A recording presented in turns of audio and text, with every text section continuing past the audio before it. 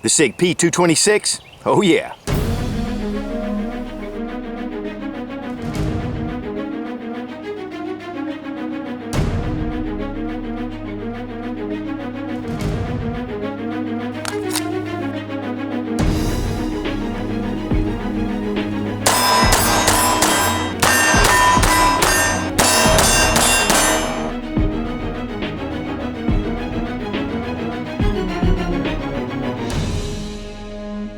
How sweet it is.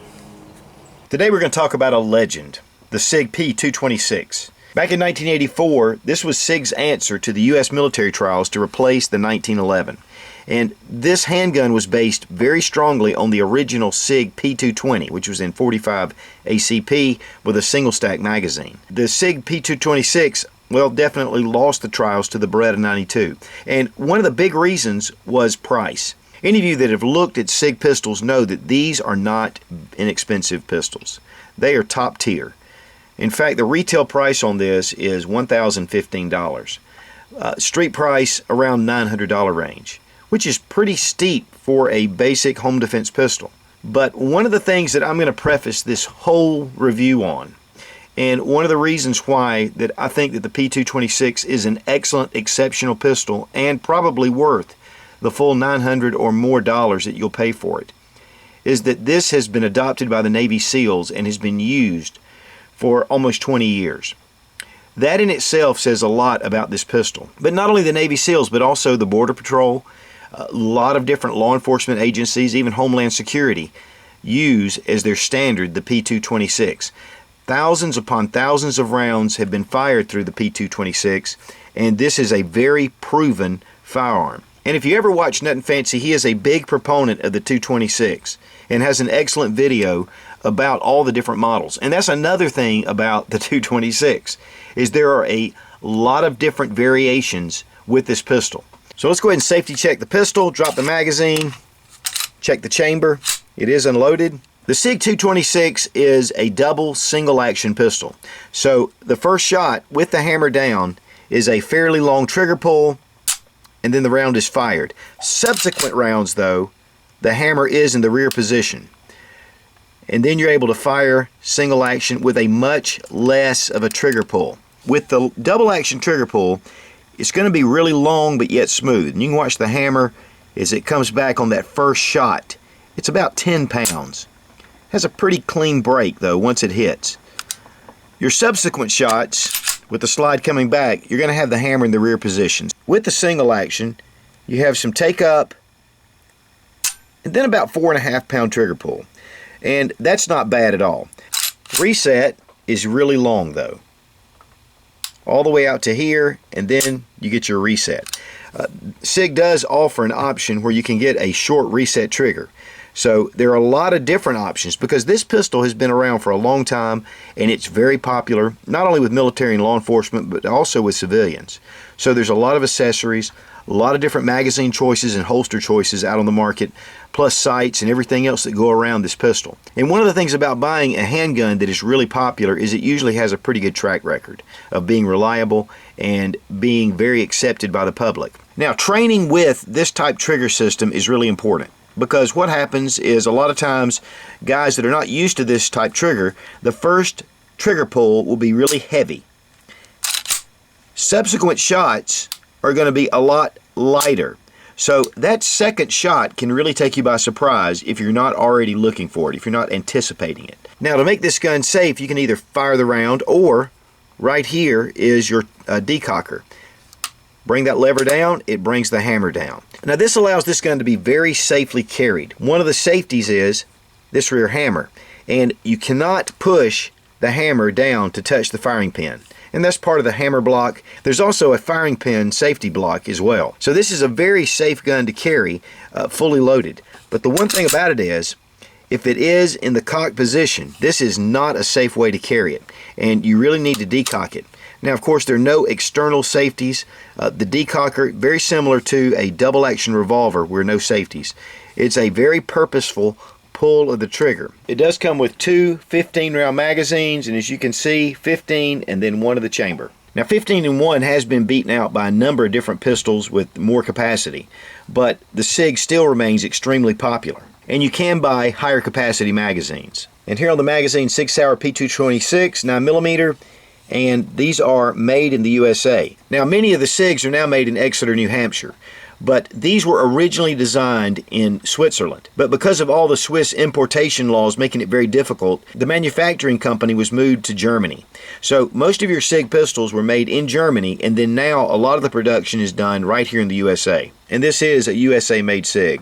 The SIG 226 weighs about 34 ounces, which is really pretty heavy in today's standards with the polymer frames. This is an aluminum frame that's been anodized.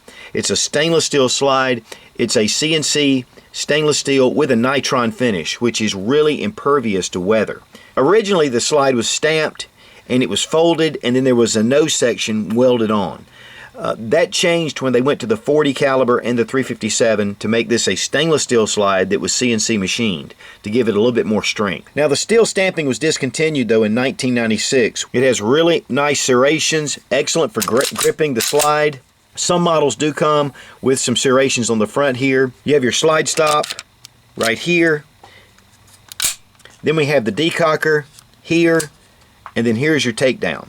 The sights are a 3-dot high contrast sight system. You can also get SIG night sights as well as an option.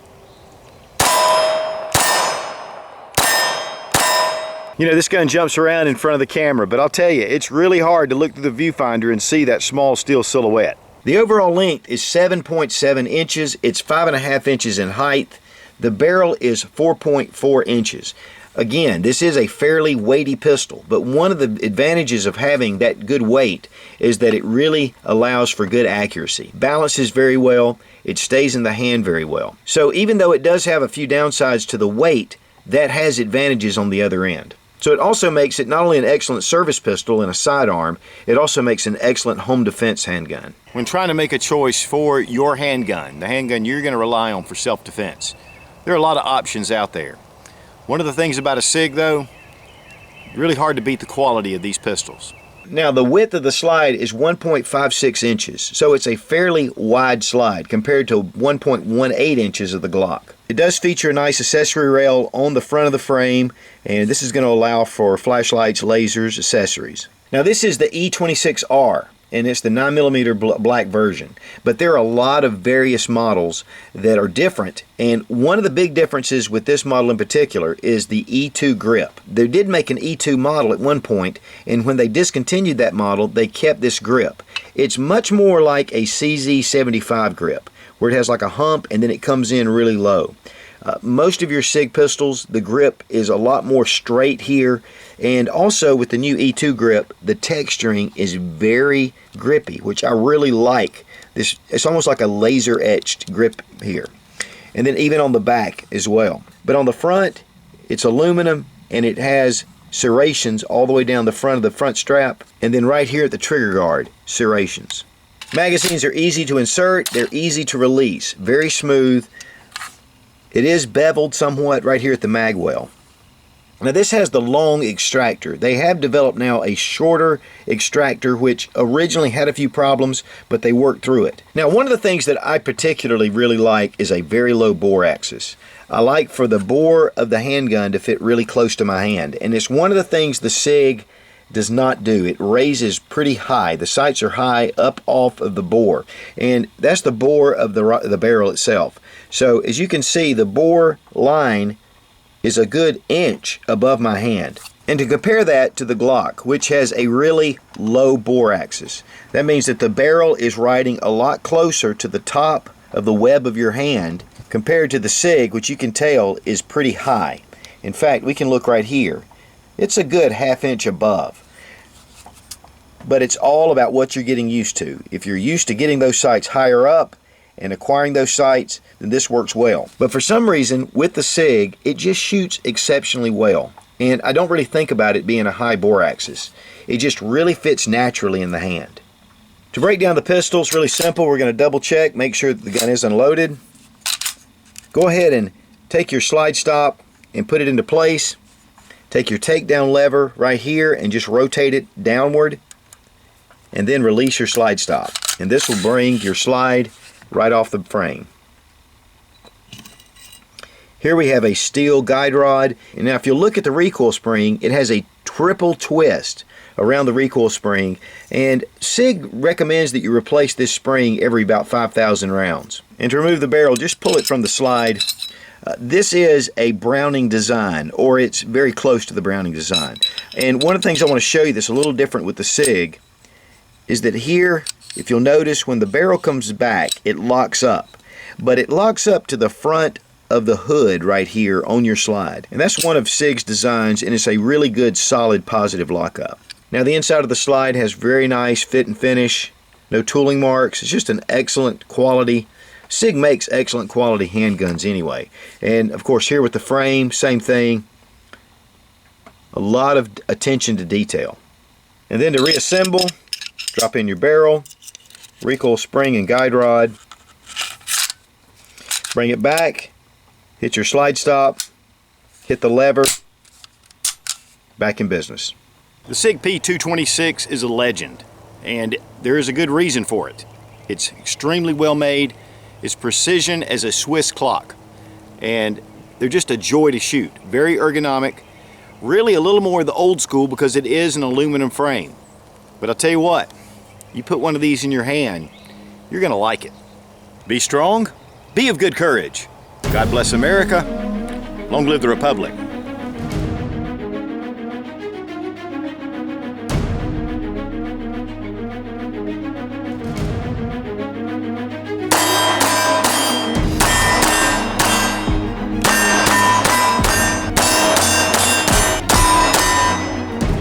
How sweet it is.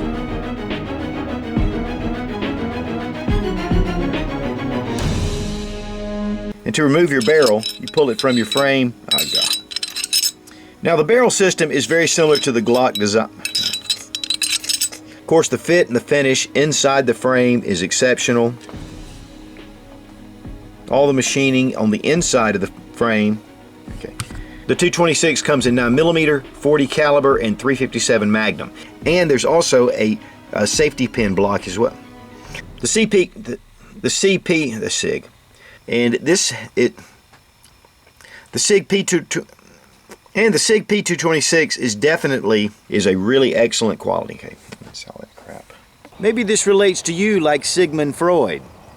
Oh, wrong SIG.